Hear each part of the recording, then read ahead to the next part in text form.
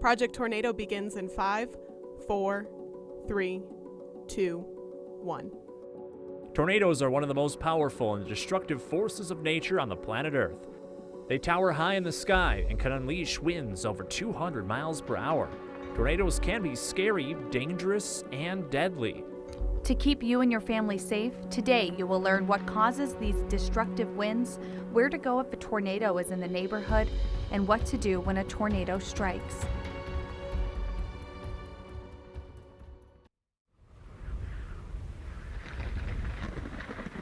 Project Tornado is a special presentation of the 13 Weather Authority and WREX TV.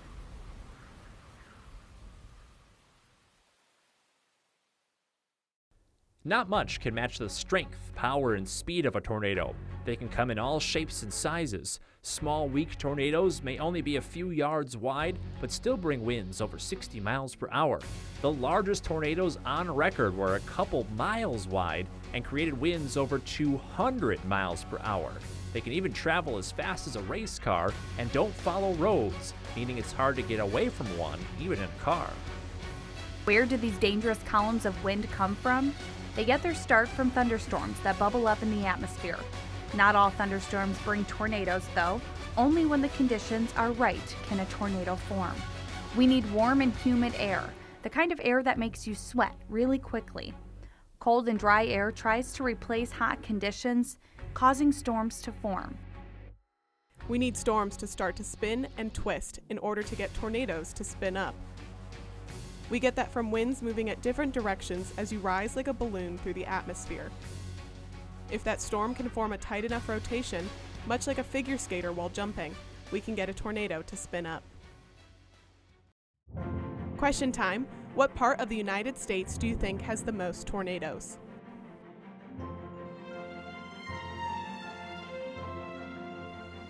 What time of day do most tornadoes form?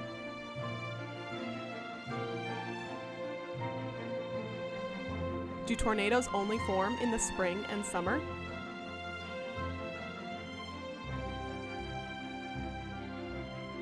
The best spots in the country for tornadoes is in an area called Tornado Alley. This extends from Texas to Nebraska, then eastward to Illinois. This part of the nation gets the most tornadoes because the ingredients line up through most of the spring and summer. Most tornadoes form during the late afternoon to early evening, or from 3 p.m. until 10 p.m. This is when the day is at the hottest, so the atmosphere has the most energy. Tornado season is from April to June in the Midwest, but tornadoes can form at any time of the year if conditions are right.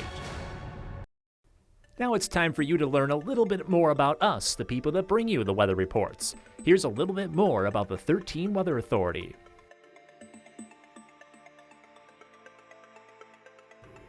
What got me into weather? It was definitely thunderstorms and snowstorms, especially the snowstorms. I loved playing outdoors in the snow on snow days, and I got fascinated by it. I wanted to know why we had snowstorms and what made them work, what made thunderstorms work, and that led me into studying the weather. Well, weather has always played a really important role in my life because of the activities that I like to do. I love to sail and ski, and weather plays a really important role in both of those activities. So it was a very natural progression for me to take that interest in weather and turn it into a career. But it was really hurricanes that turned me on to weather as a career path because I was so fascinated with how the air and the ocean interact together to create this incredible force of nature. I think I got into weather because my love for math. I've always loved doing math as a kid. Whenever I was younger, my mom would quiz me for math problems for fun. And you combine that with public speaking and then just a love for storms, and it seemed like the perfect job for me to get to do.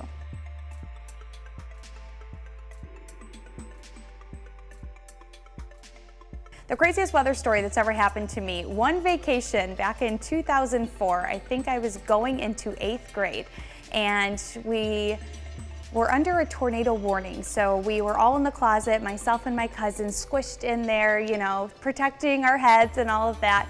And then 2 days later on the same vacation, we were actually in the eye of Hurricane Charlie. So my aunt took us to the beach and we experienced a hurricane.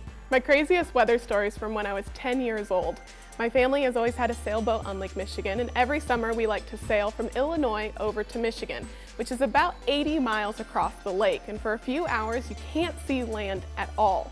Now, it's smack dab in the middle of the lake one summer where a severe thunderstorm popped up. Now, at the time, I was terrified of thunderstorms, and I wanted to stay inside the boat and hide from the storm. But my mom said, "You've got to get out there. We have to help your dad take down the sails and get the boat ready for this storm to hit."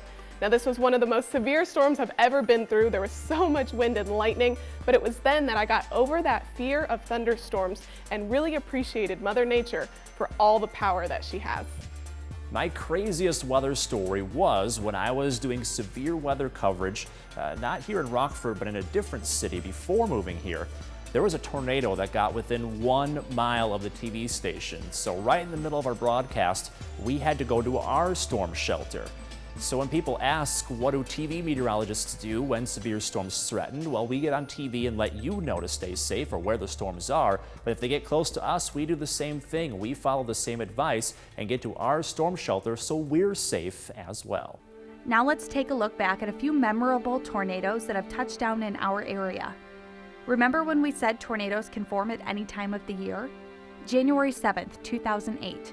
We didn't have a snowstorm, but a tornado. A winter tornado formed just east of Loves Park. It leveled homes around Edwards Apple Orchard and Poplar Grove. In 2010, a November tornado formed in northern Illinois and hit Caledonia.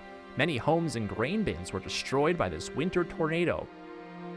In 2013, a severe weather outbreak brought tornadoes to the Midwest in November again, including 25 in Illinois. Just 100 miles to our south, the city of Washington, Illinois, was one of the hardest hit. Wind speeds hit 190 miles per hour, completely destroying 600 homes and killing 3 people. On April 9th, 2015, 11 tornadoes touched down in Illinois, including 7 in northern Illinois alone. A massive EF4 tornado formed during the outbreak near Franklin Grove, smashing apart homes, businesses, and vehicles, and killing 2 people in Fairdale, Illinois. Wind speeds reached 200 miles per hour in the EF4 tornado, which was a half-mile wide. Later that year, on June 22nd, an outbreak of 12 tornadoes hit northern Illinois. An EF2 tornado with winds of 130 miles per hour struck the Woodhaven campground near Sublette, Illinois, snapping and uprooting trees onto RVs. Thankfully, no one was killed, but 7 people were injured. Finally, earlier this year, the first winter tornado on record for Ogle County struck. The EF1 tornado was only on the ground for 2 minutes, yet 95 mile per hour winds collapsed buildings and flipped farm equipment. Now we're going to talk about where to go during severe weather, your safe location, your safe spot, your storm shelter. One of the best places to go is in a basement where I'm standing right now. Reason why, you're below ground, you're below all of those thunderstorm winds, you're below the tornado, so that'll help when it comes to trying to ride out the storm. Another reason why basements are good, you can kind of see behind me, lots of concrete. This will hold up to flying debris and things, where if you were above ground, wood easily collapses in some of those very strong winds or with things flying around. So it's best to get as low as possible, preferably below ground, like right here in the basement. Another good spot to go during a storm, especially if you don't have a basement, is a closet that's away from the outer walls of your home or apartment. Either under a staircase or the most central location is the best place to go. You can store your emergency supplies in the closet so that you're ready to go at a moment's notice. If all else fails and you don't have a basement to get to, you don't have a closet to get to that's away from the outside walls, a bathroom's another good spot. Try to avoid bathrooms though that have big windows in them, but there's pipes in the walls if you jump in the shower or the bathtub, so that'll help protect you. Also grab a mattress or a cushion like off the couch or a big pillow. You can cover your body up with that and also help protect you from flying debris. Once you're in your storm shelter, if you can, get under a sturdy table or surface because that will help protect you from falling debris. You'll want to get under the table and then, just like you would in a tornado drill at school, cover the back of your neck to protect yourself.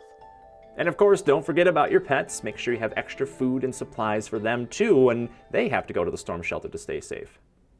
Let's test your knowledge again. How do you get alerts about severe weather?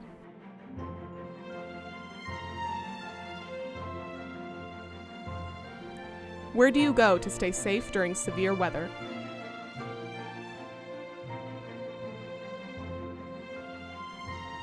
Should you be outside taking pictures when there are bad storms in your neighborhood?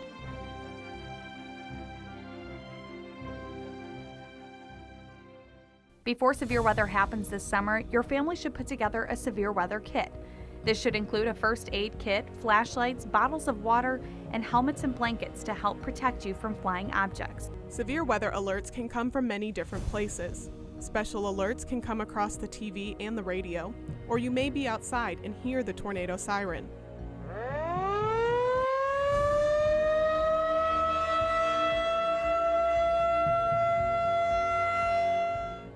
You can also get alerts on a smartphone or tablet if your parents have a weather app. A weather radio is also a great device to have. It is much like a smoke detector and alerts you if severe weather is near. One of the best ways to stay safe is to have as many of these methods of getting alerts as possible. If you hear an alert about a tornado watch, that means severe weather is possible, but it hasn't happened yet. This is when you should be paying attention and be ready to act. A tornado warning means a tornado is happening, so move to a safe place if the warning is for your town. You have now completed Project Tornado. You know how tornadoes form, when the best time for tornadoes is, and how to stay safe when tornadoes strike. Please share the information you learned today with your family and friends so they too can stay safe during severe weather season. Stick with the 13 Weather Authority, as we'll keep you informed on when storms are headed to our area.